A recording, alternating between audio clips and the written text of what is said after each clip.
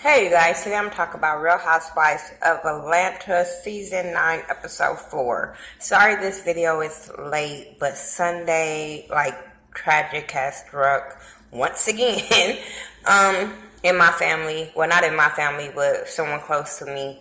My son, my oldest son, his girlfriend, mother was murdered Sunday. So I didn't feel like doing any videos whatsoever. When my son called me distraught about how can he help his girlfriend, that's what my focus was on after the awards had went off. So let's go and get into it. Just keep praying for my daughter. I call her my daughter because they've been together for years, and I look at her as my daughter. So and her mom looked at my son as one of her kids. So, it was really tragic, and I just hate to see her going through this right now. Let me go on with this video. So, I'm not going step by step. I'm just going to talk about things that happened on Real Housewives of Atlanta. The whole Cynthia and Noelle situation. She wants to take Noelle to LA with her to launch her cargo bag line. She also wants Noelle to be the face of her cargo line because she's getting older. In which way better to get your daughter out there since she wants to model and stuff like that. If y'all hear snoring in the background, it's my son asleep, and he won't get out of here. But yeah, they were talking about Noelle trying to go to school in LA because her dad is out there. And Cynthia was like, well, if you go to LA, I'm going to LA. And she was like, this is for my independence and stuff like that. So I understood where Noelle was coming from. But as a mom with a daughter, I understood where Cynthia was coming from. But yeah, she ended up having this photo shoot with her daughter. Then she ended up having this launch thing with her daughter, launching her picture. Her daddy was there, which I thought that was really cool for both parents to be there. She was complaining about her feet being hurting. And I'm like, Cynthia, I understand that this is what she wants to do. This is what she got to be pushed in. But Cynthia owns an agent. Well, she used to own a modeling agency. Don't you think you should have got your daughter better prepared for this? You should have had her walking around in the heels all up in the house, stuff like that, so she could see what it's like to be on her feet and how long she's going to be on her feet, how long she can withstand being on her feet. But to just put her out there, then I understood why the little girl was complaining. She wanted to be on her phone. I don't think she was well trained to go out there, and you know how teenagers is. They rather have their phone than anything else. Now, I like how her daddy told her, look, okay, I understand your feet hurt, but you got to get out there and do your job. And I was like, yes, you do, because this is what you signed up for. But once she saw that all the feedback she was getting, she ended up getting into it and stuff like that. So it worked out really good for them. Then afterwards, they all end up going to dinner, to just, congratulate her and all that kind of stuff. Then she ended up going to the Bryson Tiller concert. And I'm like, who's she going with? Because this girl's still young. Who taking her? I'm just saying. But Leon and Cynthia end up having a talk afterwards, after she left, and they were talking about the marriage. He was like, have you talked to Peter or whatever? And she was saying how she just wants to be friends with Peter. She hoped they could be friends like them two were friends and all this stuff. And I'm like, everybody is different, and you're divorcing him and he doesn't want to be divorced. So you have to understand that it might be a possibility that y'all will never be friends. Hopefully y'all can. But hey, both of your baby daddies are not going to be the same. Sorry, I ain't her baby daddy, her husband. Both of them are not going to be the same. Leon has to be cordial with you. He has a child with you. Peter doesn't. He don't have to be cordial, and you might have to accept that. But it seemed like, I don't know if it was Bravo trying to make it seem like they were getting back close. Her and Leon was getting back close. I don't think that's happening, but it was the way Bravo was trying to put it. When she was talking about let's go back to the room, because she was crying and shit, and I'm like, oh my God, if she cried one more time, bro, we got to hear about this shit one more time.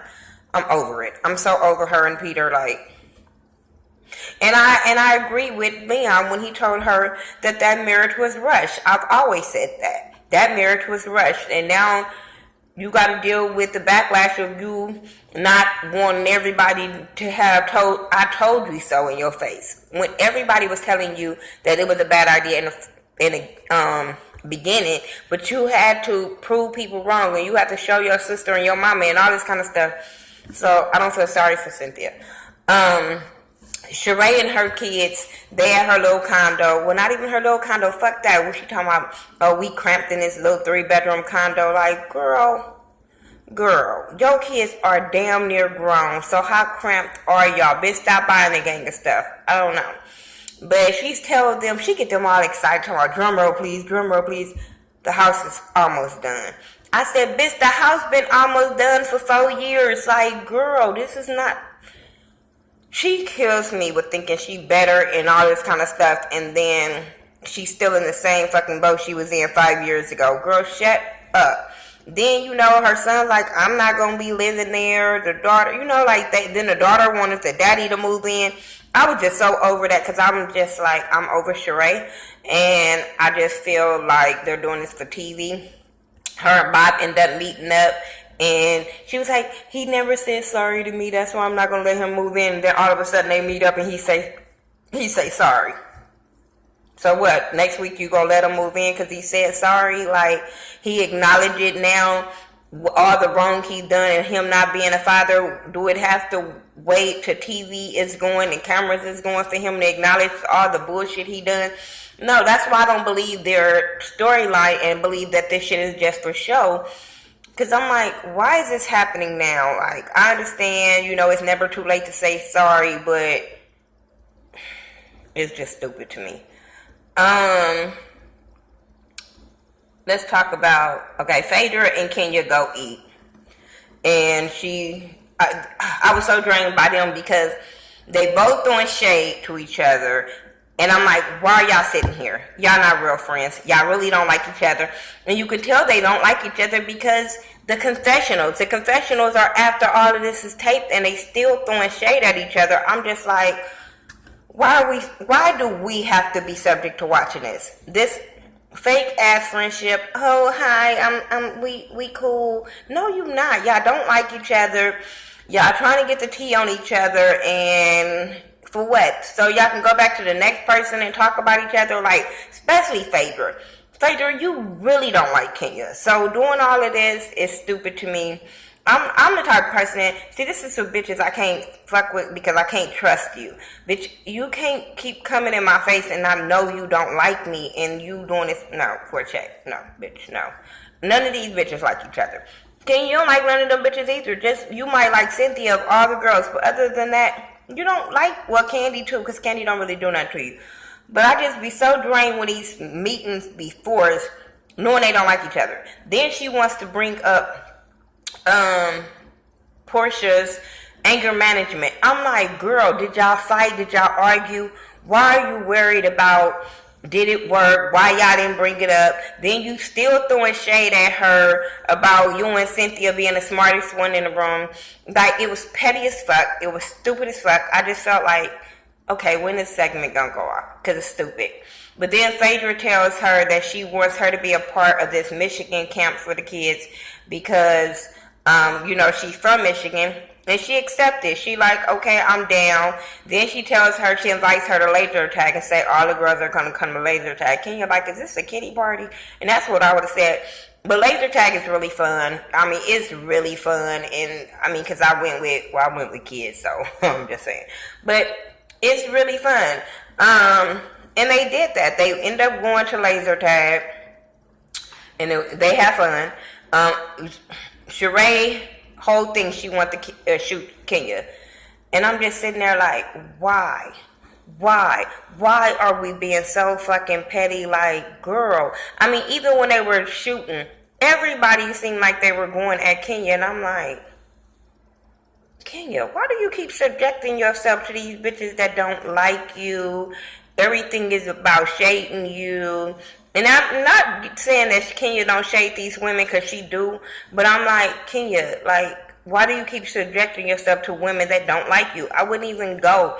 Even when Sheree would have said that out, I'm like, you know what? This already finna go left. So let me excuse myself. I would have said that. I'm sorry, I saw a message. So then they end up, after the laser tag, they end up going to sit down and eat or whatever they was doing. And Phaedra tells the ladies about the whole situation at the, camp or whatever, and they was all on board. Then Phaedra asks Kenya, are you going to be able to work with Sheree? And I'm sitting there like, here we go. Bitch, you could have asked her this when you sat down and talked to her because you already knew it was beef. So you should have asked her then. You wait till all of the ladies get there and sit down and ask her this question. And Kenya dumbass bit into it. And then, she was like, I'm over it or whatever. I left it at the little mystery room place. And then Sheree was like, no, you ran out. I said, here we go. Here we go. Because Sheree petty as fuck. So all she want to do is argue. All she want to do is be seen. They arguing back and forth. Sheree calls Kenya a bitch. Kenya like, you gonna call me a bitch? She was like, oh, well, you call me a bitch. And she was like, I didn't call you a bitch. I said, I ain't gonna let no bitch. I said, well, bitch, you was talking to her, so you were calling her a bitch. Just own it. Just fucking own it. So they just going back and forth like little banshee-ass schoolgirls. Next thing you know, Kenya said, with your Mama Joyce wig on, I fell out. And Candy was not here for it. Candy wanted to fuck Kenya up like, bitch, I'm talking about my mama. Like, leave my mama the fuck up out of that. But I'm like, bitch, you do have your mama wig on. I'm just saying. But Candy was mad as shit. As rightfully so, because Kenya, you had no rights to throw her mama up in that argument. You don't have no rights to throw nobody else in that argument. That was between you and her. So, yeah, they arguing like little banshees, and then Phaedra quiets them down and was like, you know what, forget it. This is not what it's about. It's about this Michigan camp. And all of the ladies agree that they're going to be a part. She also asks all of them to bring their talent or whatever they sell and do a fundraiser. And when she said something about Candy and the dildos, and then Portia said something about, oh, so we're going to be selling dicks, I said, yeah, to the kids' mamas. It's a lot of single parents be at them fundraisers, bitch. Yeah. I'm just saying, like, we could just they could package it and not show what it is so the kids won't see it, but the parents will know what it is. Like, you can be able to still sell that at a kid fundraiser because there are single moms there. Then after that, let's speak about Candy.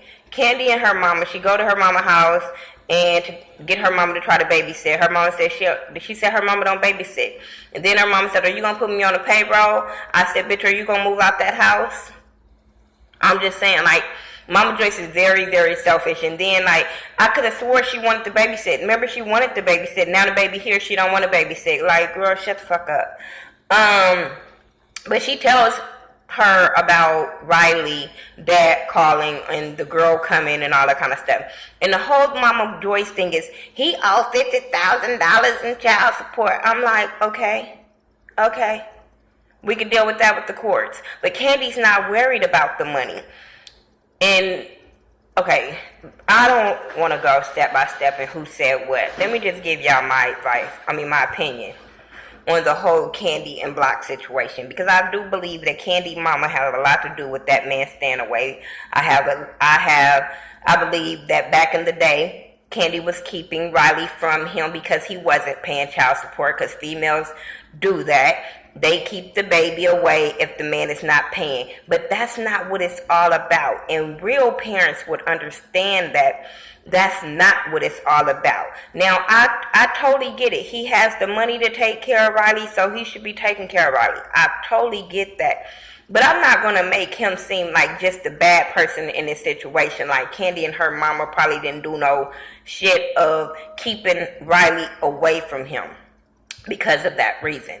Then he calls her at the end, and he's saying, I want to see how can we start over now. Like, I understand, like, okay, I did it in the past, I owe money, yada, yada, yada, but how can we get a relationship and sit down and talk now?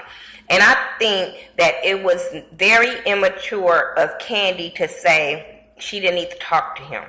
First of all, Riley is still a minor.